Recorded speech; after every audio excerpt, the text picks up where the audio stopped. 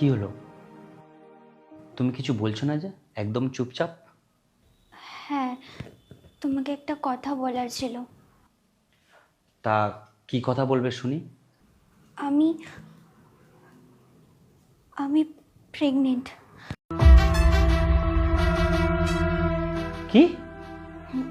আমি মিথ্যা কথা বলছি না, আমি সত্যি প্রেগনেন্ট। এই কথাটা তুমি বিয়ের আগে বলতে পারলে না?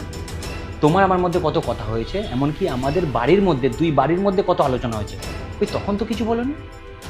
আমি ভেবেছিলাম বলবো, কিন্তু কিন্তু কিন্তু কি? আমার হাত থেকে সিঁদুর পড়ার পর তোমার এই কথাটা মনে হচ্ছে? আগে কখনো মনে হয়নি তোমার? বিশ্বাস করো, আমি বলবো ভেবেছিলাম, কিন্তু আমি সে সুযোগ পাইনি। একদম এই ধরনের ফালতু কথা বলবে না। তোমার সাথে আমি আলাদা করে কথা বলিনি? বলেছি তো। কই তখন তো এই কথাটা বলোনি আমাকে। তোমার সাথে যে পাপ কাজটা করে চলে গেছে, আমি তার মতো নই, বুঝলে?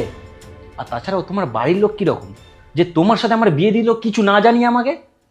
না না, প্লিজ বাড়িতে কিছু বলো না। আমার বাড়ির লোক কেউ কিছু জানে না, আমি কাউকে কিছু বলে উঠতে পারিনি। তাহলে তুমি এখন কি চাও? তুমি যেটা চাও সেটাই হবে। কি করব? আমার কাছে তো আর কোনো উপায় নেই। কি? তাহলে উপায় থাকলে তুমি আমাকে ছেড়ে চলে যেতে, তাই তো? দেখো, ব্যাপারটা সেটা নয়। আমার মনে হলো সত্যিটা তোমায় জানানো উচিত।